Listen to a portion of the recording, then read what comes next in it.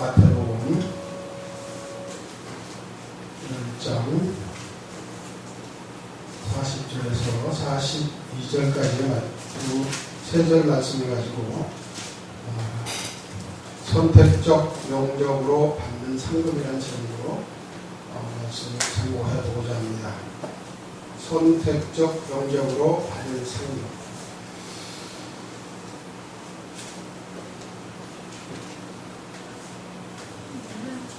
오늘 이 말씀을 봉독해 올리겠습니다. 너희를 영접하는 자는 나를 영접하는 것이요 나를 영접하는 자는 나 보내신 이를 영접하는 것이니라. 선지자의 이름으로 선지자를 영접하는 자는 선지자의 상을 받을 것이요 의인의 이름으로 의인을 영접하는 자는 의인의 상을 받을 것이요 또 누구든지 제자의 이름으로 이 소자 중 하나에게 냉수 한 그릇이라도 주는 자는 내가 진실로 너희에게 이르노니 그 사람이 결단코 상을 잃지 아니하리라 하시니라. 아멘. 이 말씀이 우리나라에 물이 흔하고 참 아름다운 나라에서는 이 찬물 한 그릇도 손으로 떠줘야 오게 된다. 즉 말하자면 다시 섬긴다. 이런 말씀으로 이해되어지고 또 주의 복음을 가진 목사님들이나 전도사님들, 복음을 전하는 전도자들에게 하나님의 종이 열심히 대접을 하고 이렇게 되면 복을 받고 또한 아름다움이 이루어진다라고 이렇게 말들을 하는 걸 제가 들었습니다. 그러나 오늘 여기 사적 이스라엘은 우리나라와 다를 것으로 생각합니다. 저는 이 말씀을 전하기 위해서 상당히 시간을 좀 많이 걸렸어요. 왜 그러냐면 오늘 선지자와 제자들과 선지자와 의인을 어떻게 합해서 하나로 이뤄내느냐라는 이런 생각을 하다가 보니까 도저히 설교를 할 수가 없어요. 그래서 갈라놓다 보니까 설교가 되질 않고 그래서 추석도 찾아보고 모두 했더니 추석에서도 역시 두 갈래로 갈려져 있더라고요. 즉 한쪽은 따로 봐야 된다라고 얘기를 하고 한쪽은 복음적으로 하나로 봐야 된다 이렇게 말씀을 기록했습니다. 그래서 제가 오늘 이 말씀을 전하기 위해서는 마태복음 10장 1절에서부터 이렇게 쭉 봐왔습니다. 즉 예수님 12제자를 모두 다 가르치시고 훈련을 시키셔가지고 이제는 전도를 내보내시는 그런 과정에 있습니다. 근데 이 전도를 내보내는 과정에서 이 제자들은 얼마나 아름다운 훈련을 잘 받아서 정말 예수님과 같은 그러한 성품들을 지니는 그러한 모습으로 변화되어져 있다는 것을 우리는 생각할 수 있습니다. 그래서 우리가 이런 모습을 가지고 살아간다면 정말 하나님을 전하는 데 목숨을 아끼지 않고 즉 목숨보다는 우리의 육적인 목숨보다는 더 아름다운 것이 무엇이 있느냐라는 걸 생각해 봐야 됩니다. 그것은 바로 영적인 생명입니다. 오늘 본문 마태복음 10장 28절에 보면 몸은 죽여도 영혼을 능히 죽이지 못하는 자들을 두려워하지 말고 오직 몸과 영혼을 능히 지옥에 멸하시는 자를 두려워할지니라 했습니다. 우리는 이 말씀을 정말 깊이 생각하고 깨달아야 됩니다. 그런데 29절에 뭐라고 그랬습니까? 참새 두 마리가 한 낫살에 언어 팔리는 것이 아니냐. 그러나 너희 아버지께서 허락지 아니하시면 그 하나라도 땅에 떨어지지 아니하리라. 이 말씀은 바로 하나님이 허락지 아니하시면 내 생명이 복음을 전하다 죽지 않는다라는 말씀을 전하고 계시고 모든 생명의 권한은 주님이 가지고 계시다는 것이고 또 이 땅뿐만 아니라 하나님 나라의 영원한 내세를 우리는 생각을 하면서 그 나라 복음이 즉 주님이 얼마나 아름다우신가 즉 창조주 아니신가라는 걸 생각해 봅니다. 그래서 오늘 본문에 37절에 보면은 10장 37절에 보면 그렇습니다. 아비나 어미를 나보다 더 사랑하는 자는 내게 합당치 아니하고 아들이나 딸을 나보다 더 사랑하는 자도 내게 합당치 아니하고 즉 어떻게 내가 낳은 자식과 나를 낳아주신 부모를 보이지 않는 하나님보다 더 사랑하면 합당치 않다라고 이렇게 말씀을 하십니다. 그런데 이걸 육적으로 생각을 하면 있을 수 없는 일입니다. 처음에는 어떻게 이렇게 이야기가 될 수 있는가? 지금 말하자면 지금 한 60년 전으로 가까이 돌아가서 이야기 생각해본 기억이 있는데요. 이해가 안 되는 말이죠. 그러나 이것은 영적으로 분명히 분별을 해야 된다 그 말입니다. 즉 말하자면 우리가 영적인 예수 그리스도를 제외하고 부모를, 형제를, 자매를 사랑할 수, 그렇게 사랑해서는 안 된다는 겁니다. 즉 예수님을 제껴놓은 사랑 외에는 허락지 않는다.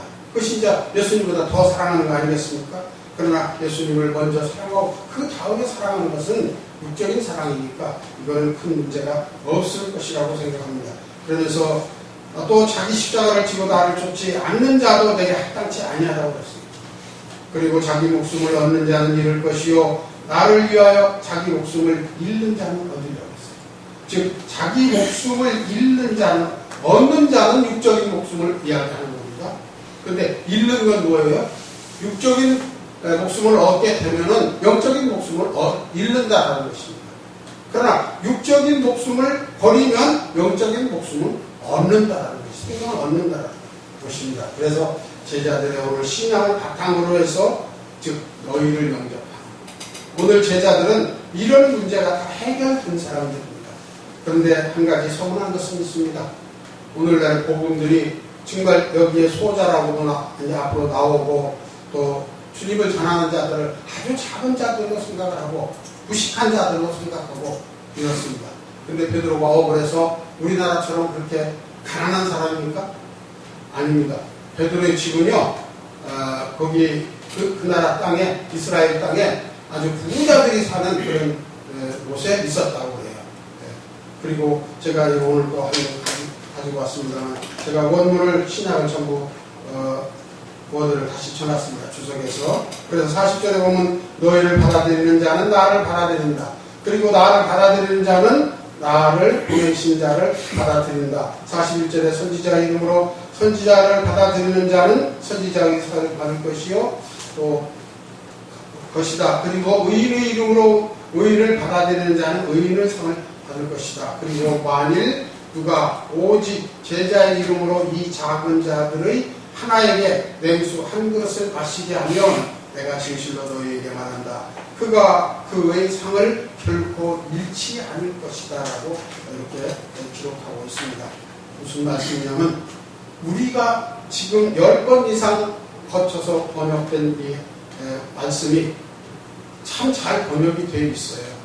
그런데 개역 개정을 보면은 지금 현재 개역 성경만 못하다는 것을 우리는 옛날 사람이라든지 또 그렇게 생각이 됩니다. 그래서 그걸 말하자는 것은 아니고 오늘 그 영접한다라는 것에 정말하자면 하나님을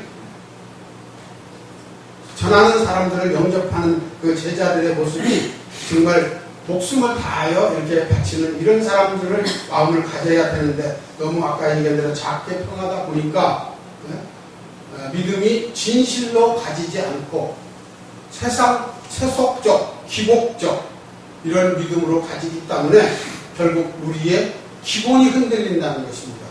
기본이. 그래서 성경은 뭐라고 말하고 있습니까? 성경은 너무 의인이 되지 말라 그래요. 또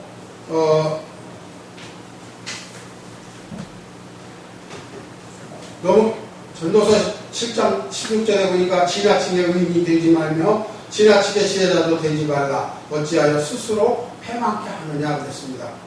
누가복음 15장 7절에 보니까 죄인 하나가 회개하면 하늘에서는 회개할 것 없는 의인 99을 인하여 기뻐하는 것보다 더 하리라 그랬어요. 지금 말하자면 의인이라고 해서 다 좋은 것도 아니고 지혜자라고 해서 다 좋은 것이 아니라는 겁니다. 이 말씀은 무슨 말씀이냐? 하나님 말씀을 기준해서 하나님 말씀을 따라서 그 안에서 하나님 원하시고 뜻하시는 뜻 안에서 해석을 하고 그 안에서 뭘 원하시는가를 생각해야 된다는 얘기입니다. 우리가 지금 흔히 많이 말씀들 하고 계십니다. 이 신앙을 가지려고 무척 애를 씁니다. 로마서 8장 7절에서 9절에 보면 믿음에 대해서 이야기가 나옵니다. 즉 육의 생각은 하나님과 원수, 되고 또 육신에 있는 자는 하나님을 기쁘시게 할 수가 없다고 합니다. 9절에 보면 너희 속에 하나님의 영이 거하시면 너희가 육신에 있지 아니하고 영에 있나니 그랬어요. 지금 누구든지 하나님의 즉 그리스도의 영이 없으면 그리스도의 사람이 아니라고 그랬습니다. 우리는 다 그리스도의 영이 있다고 생각합니다. 물론 믿습니다. 그것이 바로 오늘 본문 설교에서 강조하는 것입니다.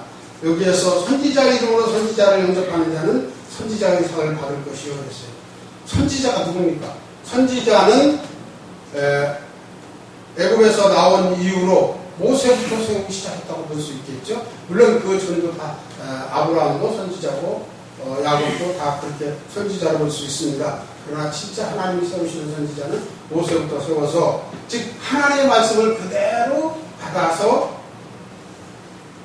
백성들에게 전하고 백성들이 죽지 않을 길을 가도록 가르쳐 줍니다. 그런데 얼마나 열심히 잘했습니까? 모세가. 그렇게 잘했는데 하나님이 너무 안구하시다라는 것을 여기서 우리는 또 생각해 볼 수 있습니다. 지팡이로 말로 하라는 물을 내라고 하는 것을 지팡이로 두들겼다고 해서 정말 모세는 애굽 땅에 들어가지 못합니다. 우리도 하나님의 말씀을 우리가 복음이시다라고 해서 가볍게 생각하고 소홀히 생각해서는 안 된다라는 얘기를 저는 한번 말씀을 드려보고 싶습니다. 제가 다 잘 지키고 좋다는 게 아니라 그러나 말씀이 원하고 계시는 것은 어떠한 뜻을 가지고 계신가라는 걸 한번 생각해 봐야 됩니다. 그래서 선지자의 상을 받을 것이요. 즉 선지자의 상은 일한 대로 그대로 그만큼의 상을 받겠다라는 얘기입니다. 그리고 의인의 이름으로 의인을 영접하는 자는 의인의 상을 받을 것이요 그랬어요. 예, 욥이 의인으로 기록이 되어 있죠. 그런데 그 고통을 다 겪고 하나님을 부인하지 않음으로 인해서 다시 받은 것이 뭐예요? 땅에서 잘 사는 것 그보다 아들 딸이 많은 걸 더 많이 받았던 거고 가장 기쁘게 크게 선물을 받은 것은 뭐예요? 하나님의 얼굴을 봤다. 그게 가장 중요한 것이죠. 그래서 오늘 의인으로 있다 해서 우리가 구원에 이르고 하나님을 정말 기뻐하시고 원하시는 그러한 삶으로 살아지느냐는 그렇지 않다는 얘기입니다. 이것은 결국 의인이나 아니면 선지자는 구약시대에 다 살아왔던 또 그분들의 사역이고 또한 그때의 그 시절에 역사했던 그 인물들입니다. 유명한 얘기로 가장 끄트머리 선지자가 누굽니까? 바로 가장 끝의 선지자는 세례 요한입니다. 세례 요한은 어떻게 됐어요? 마태복음 11장 11절에 보니까 내가 진실로 너희에게 말하노니 여자가 낳은 자 중에 세례 요한보다 큰 이가 일어남이 없도다 그랬어요. 그럼 가장 특별한 얘기입니다. 구약 선지자 중에서 누구보다도 하나님이 기쁘게 훌륭하게 불러 쓰시고 낳게 하신 그런 선지자라고 볼 수 있는데 그러나 천국에서는 지극히 작은 자라도 저보다 큰이라고 했습니다. 우리가 은혜의 시대 삽니다. 은혜의 시대에 살아서 누구나 다 구원을 받는다고 생각합니다. 그러나 하나님 말씀에 의를 이루지 못한다면 하나님이 우리를 기뻐하시지 않는다면 다시 말씀을 고쳐서 않는다면 결코 하나님을 기쁘시게 할 수가 없으니 우리는 하나님 나라 백성이 되는 것은 별론지 몰라도 상급을 받지 못한다라는 얘기를 할 수가 있습니다. 그래서 42절에 마지막 절에 보니까 또 누구든지 제자의 이름으로 이 소자 중 하나에게 맹수한 것이라도 주는 자는 그랬어요. 여기에서 소자입니다. 이 소자는 가장 작은 자로 설명이 되어져 있기 때문에 소홀히 생각을 하고 맹수한 것을 그저 목마르니까 줄 거로 생각합니다. 이스라엘 땅이 우리 귀한 나라입니다. 그리고 이 소자는 어떠한 신분인가요? 모든 것 가진 것 다 주를 위해서 버리는 겁니다. 옷 두 벌도 가지지 말라니까 두 벌도 안 입고 신발 두 벌라도 가지지 말라니까 안 가지고 내 주머니에 금이나 은이나 보석도 찾지 말라니까 안 가지고 오직 주님만을 믿고 나가서 전하는, 예수 그리스도를 전하는 이런 자라는 얘기입니다. 이 중에는 바라는 게 뭐가 있겠어요? 누가 돈 주기만 하겠어요? 먹을 거? 잘 거? 어디 가서 거기를 내가 유할 곳을 찾아서 거기서 기도를 하라고 했어요. 기도를 합당하면은 거기 있고, 합당치 않으면 내 발등에 먼지까지 다 털고 거기서 나오라고 했습니다. 왜? 주님의 복음을 받아들이지 않고 제자들의 말을 받아들이지 않는다는 그곳은 나중에 심판날에 어떻게 되는가? 소돔과 고모라보다 견디기가 더 힘들 것이라고 했습니다. 그래서 이런 소자들, 즉 우리들은 모두 여기 속해 있는 모든 분들, 또 이 방송을 듣는 분들도 이 말씀을 기억해서 정말 우리가 하나님을 어떻게 숨기고 어떻게 전해야 되는가, 어떻게 깊이를 알아야 되는가를 한번 다시 한번 생각해 봐야 되지 않을까를 생각합니다. 그래서 내가 진실로 너희에게 이르노니, 그거는 강조하시는 말씀이죠. 이게 진짜다, 거짓말 아니다. 이 말씀은 무슨 말씀인가 하면 이 말씀은 하나님의 말씀이고 기록된 성경입니다. 이 성경은 1.1핵이라도 없어지지 아니하고 세상 끝날까지 다 이루어지리라고 말씀하셨어요. 하나님 나라에 가서 영원히 이게 우리가 이 말씀으로 인해서 판단을 받게 된다는 얘기입니다. 그런데 이런 말씀을 믿음으로 가볍게 생각하고 믿음으로 구원을 받는다 해가지고 쉽게 생각하고 예수 믿기만 하면 다 구원받아. 내 믿음에, 내 마음에 나는 하나님을 믿으니 나는 하나님 나라 백성이다, 이렇게 생각하면 결국 유대인보다 다를 때가 있겠습니다. 이 말입니다. 바리새인보다 낫지 않으면 결단코 천국에 들어갈 수가 없다고 했어요. 바리새인들이 거짓말하고 남을 사기치고 남의 거 뺏고 그랬나요? 사람들을 보고 실적이 잘 지켰습니다. 단 예수 그리스도가 메시아인 걸 몰랐어요. 그러기 때문에 그들이 영성이 없어서 바로 그들이 하나님을 죽이고 있는 것이죠. 죄인으로 만들었다라는 얘기입니다. 그것은 무엇입니까? 그것은 우리들을 위해서 하나님이 역사하시는 것이다. 우리들이 얼마나 귀한 시간, 귀한 때에 우리가 태어난지 몰라요. 아주 정말 뭐라고 할까요? 귀하고 귀한 때에 태어난 거예요. 그래서 이 복음을 전하는 자마다 상급이 아주 많을 것이라고 생각을 합니다만, 저는 결코 상을 타자고 하는 얘기는 아닙니다. 상을 타려고 하는 건 아닙니다. 나이 늦은 시간이지만 그러나 하나님이 써주신 것에 대해서 감사하고 복음을 조금이라도 깨닫게 하시니 감사하고 하나님이 정말 택해 주셨다는 것, 그거에 대해서 무지 감사할 수밖에 없습니다. 그래서 남은 여생을 바쳐서 모든 걸 바쳐서 주님을 잘 섬기고 아름답게 섬겨서 이 귀한 말씀, 즉 우리가 영성으로 다시 깨어나야 된다는, 우리가 거듭났다고 하는데 교회 들어온다고 지난번에도 말씀드렸습니다. 들어온다고 거듭난 거 아니잖아요. 주님이 십자가에 못 박혀 죽으실 때 그걸 믿고 우리가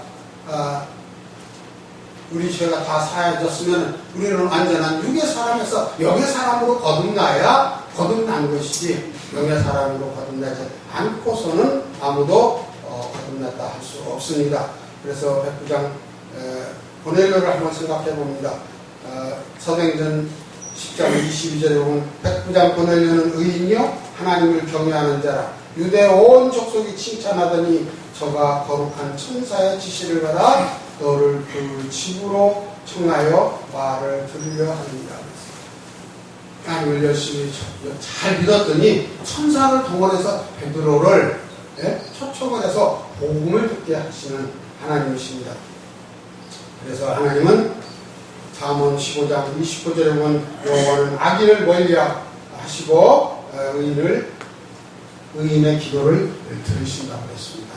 우리가 열심히 기도를 하고 하나님을 믿고 깨달아 오는 시간과 내 주위의 모든 환경과 여건이 왜 일이 되어졌는가, 하나님이 내게 뭘 주시려고 하는가, 메인 설교하시는 목사님 말 따라 우리가 누구도 원망하고 탓하지 말고 왜 왔는가를 원인을 찾아서 내가 그거를 해결하고 그거를 내가 고침으로 말미암아 바로 나 자신이 먼저 고쳐지고 내 가정, 내 교회, 내 이웃, 내 자녀들이 다 되어줄 줄로 믿습니다.